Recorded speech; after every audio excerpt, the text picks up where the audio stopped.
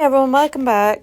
Guess you can tell by the title of this video, I've been sick. I think I mentioned it last week. I was more sick over the weekend when I was wanting to get the copyrights for my stuff, but didn't happen. Yeah, it's frustrating.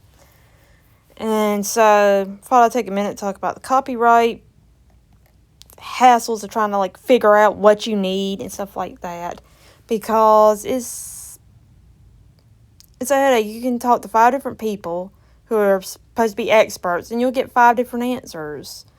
I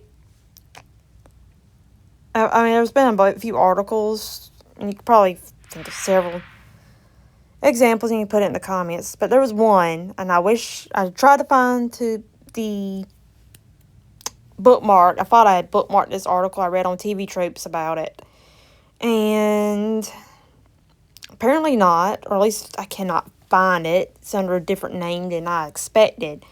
But there was a creator of a little panel comics, web comics, I don't know, about a duck. And Disney apparently contacted the publisher trying to sue this guy or give him a cease and desist because he used a duck character. And not that it really resembled Donald, just the fact it was a duck. Apparently. So the guy, instead of fighting them, because there's no way he could have went against their legal team, he got rid of the character's beak, had the character buy a fake beak at a store in one comic, and wear the fake beak the rest of the time. So he could be like, he's not a duck, he's just wearing a fake beak. Which is clever, it's funny. But it's kind of sad, you had to kind of change things because of something ridiculous that it doesn't even seem like that should be copyright infringement. Meanwhile, you could probably find hundreds of examples of things that seem to legitimately be infringing on stuff, and they get away with it. It's, you could probably name 100 different things, and it's, what does the courts even consider as copyright? It's it seems to change depending on where you are. I mean, I don't mean the laws. I mean in the same country where the same laws should apply, you can hear one person getting in trouble for something that didn't seem to be infringement, and other people getting away with infringement. I mean, I've seen some things like that, and it's also confusing over what kind of copyrights you need when you're creating an IP. I went to a copyright seminar last year, and honestly, I didn't learn much from it. It was nothing I hadn't heard before. And it was an hour long, and there's a bunch of people, and you don't have much time to talk. And especially when you have one person asking a bunch of questions that this person should have known the answer. That what they were asking was obviously no, you could not do that legally, but kept asking more or less the same thing over and over. I'm not wanting to go in details in that because I don't want to sound like I'm bashing this person or because you might hear it and be like, well, I would have asked the same thing, I wouldn't have known. So some things that may seem common sense to the majority of people may not seem that way to a few. But that's really not the point, I guess. But I asked, should I get a copyright for just my characters alone, the stories alone? And should getting a copyright for the stories cover the characters in the stories? Or should I get copyrights for both? Which will wind up being a lot of money. And it feels like you just be easier just to have this blanket umbrella. I copyrighted this little franchise I'm creating, so it should cover the characters and the stories they're in. But it seems to be a lot more complicated than that. But the answer I got basically was something I already knew, and it was you can't copyright a character type, the archetypes. You can't copyright that, which I knew.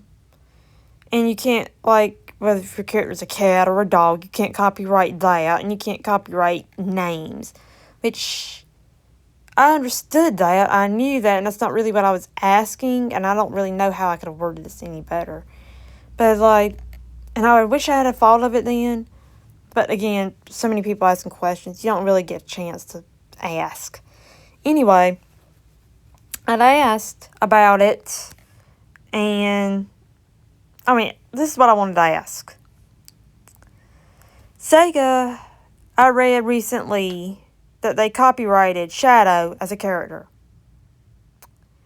And then I think they did the same for Sonic, and then they copyright each game or movie, what have you, that comes down the line. Which, they don't own hedgehogs. And they don't really own you don't really own the names either. But the whole basic, how the character looks, behaves, all this stuff, that's what they got copyrighted. I'm assuming. So it's like, should I do that? Would it be easier? I don't know.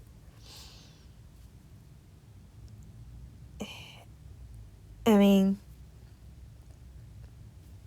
they don't own those own hedgehogs or fast hedgehogs, you know? Because, I mean, hedgehogs, they're not Sonic fast, of course, but they're pretty quick. That's where they base that off of. That's where it's inspired by.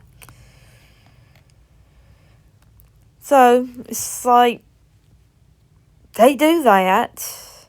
So, why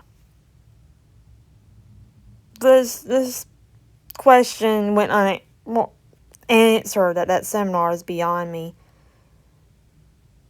And I'm not sure which way to go or do on that. I'm guessing just copyright the story and be done.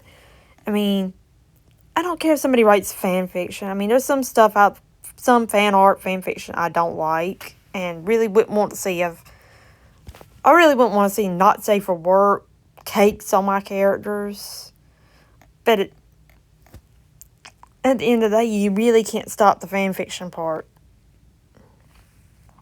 But what I don't want is someone trying to feed my work into AI or claiming they own it. That's why I wanted to know, should I copyright stories and the characters?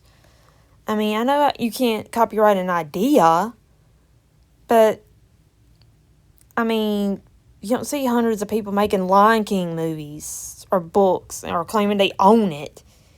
You know, that's kind of what I'm getting at. That's what I want to avoid. And I really wish it was simpler than that. And even if you do have copyright, you still have people infringing on it.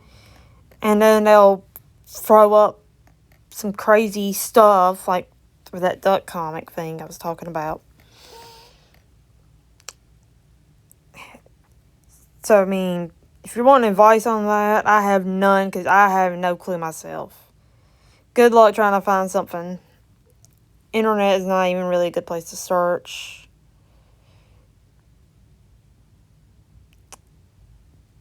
It's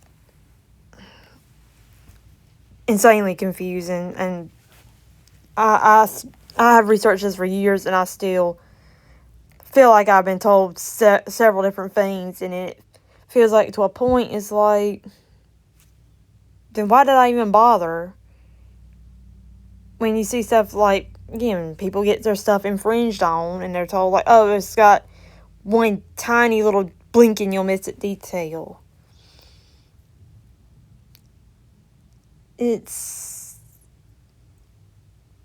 Or somebody will write, like, a companion piece to your book or something. It's like, it's not authorized, but they got away with it. I've heard of that.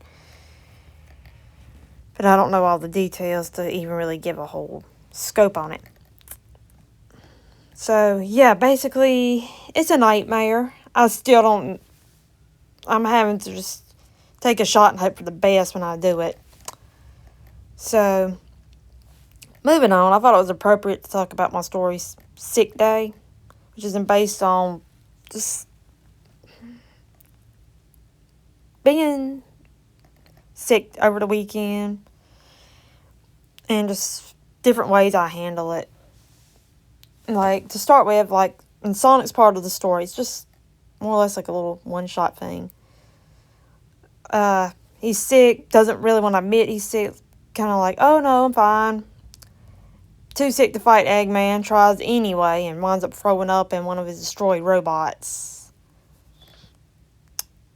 Which, like me, I don't like to be sick. I hate being sick. I think everybody hates being sick. But, I mean, you want to, just live your normal life without being interfered with it, and being sick kind of puts the brakes on it.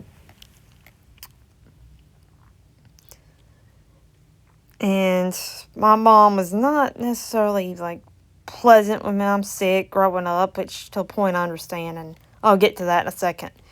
And so, Shadow's part was, it kind of was like in the middle of this. He would rest when he had to, but get up and do stuff when he had to. Like, make himself something to eat or something. Because, well, sometimes when you're sick, you don't always have someone to do your laundry for you or take care of your pets for you. Like, if I'm sick, I have no one to babysit my hedgehog Jax. Like, nobody seems... I can leave detailed instructions, and then somehow something still goes wrong, or I still get the, how do I do this, or how do I do that call. Even though the paper is, like, in front of them, a digital version on their phones. Like, the few times I've been on vacation and been unable to take him, I would get, like, I asked my mom to babysit him. My mom and dad to babysit him. A couple of times I've been on vacation, and one time they messed up his food thing and it gave him an upset stomach. The second time around, they got better at it, but it was still kind of... I try not to ask anybody to bother with him, even though I'm sick. Because it feels, like I said, it's... If you want something done right, sometimes you have to do it yourself. I mean, God bless them for trying. They got an A for effort, but it was like, it was more of a hassle to ask somebody to do it for me than to do it myself. And third half of the story has Manic's sick, and he's just... It's a common cold, but he may as well have been on his deathbed, I guess. So yeah, in that story, I have him married to Surge, the Tenric, and she's having to take care of him, and according to her, he was being a big baby about it. So, it barely got to sit down for 5 minutes, because like time she would sit down, he'd want something from the kitchen, which was based on how... My mom swears I did this growing up. Like, she would be in the kitchen to get, or another room, doing something unrelated. Time she'd sit down, that's when I'd want something. And she'd get mad about it. But I really wasn't doing it on purpose. And as a kid, it was like, you don't have to be so mean, I'm sick. But on that part, when you're older, you understand it's like, it would have been so much easier. But when you're sick, you don't think about it, and for some reason, that's when your brain decides it wants to do something inconvenient to everybody else. So I kind of understand my mom's point. But, yeah, it was probably partly why I didn't like to be sick as a kid, because my mom would not be happy about it. Because then she'd have to wait on me hand and foot. And I guess I was unintentionally annoying. Well, there's no guess who I was. Unintentionally annoying. Poor thing. But she was the lesser of evils, and she would have to be the one to do it, because anytime I was sick and my dad had to take care of me, like when my mom was at work, he would turn it to football or something I did not want to watch. And then when I would, like, try to sleep, which I couldn't, he would ask me, like, well, I thought you wanted to watch this. I have never liked sports, so I don't know why he thought I wanted to watch it. I watched some movie that creeped me out or grossed me out. That was supposedly not scary, but to me it was.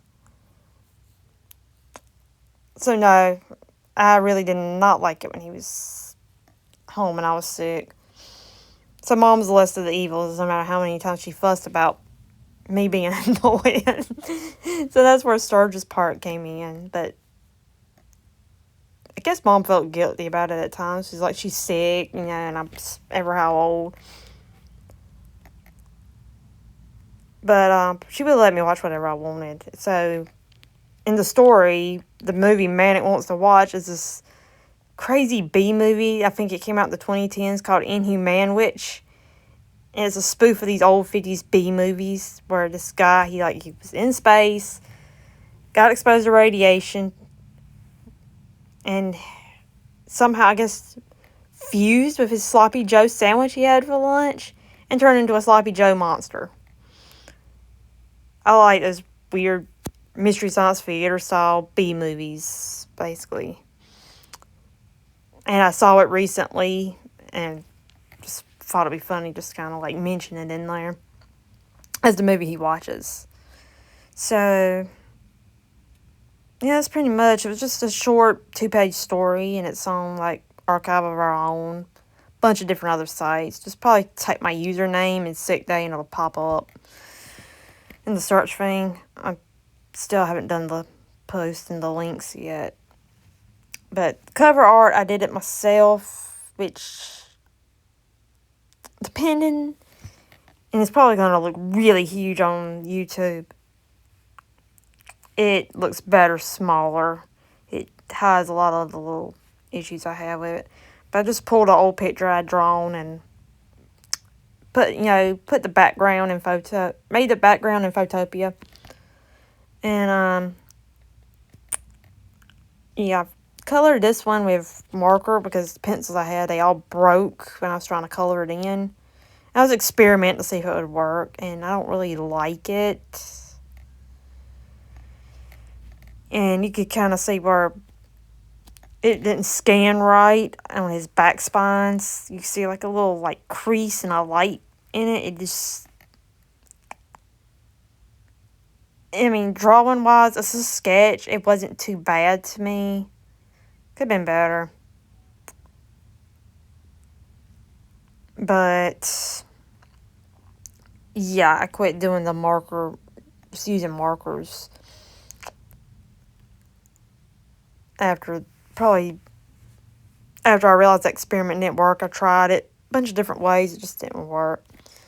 But this was the picture I had that I hadn't used, and it was available, so I just used it as a cover. And on sites like Wattpad and Quotev, the picture is a lot smaller, so it doesn't look as obvious. It's just when you get up close, it's where you see all the little errors. And yeah, I think that's about it. Hopefully next week I will have, the copyrights in works. And probably talk about one of my longer stories, hopefully. So, yeah, I think that's it. See you next time.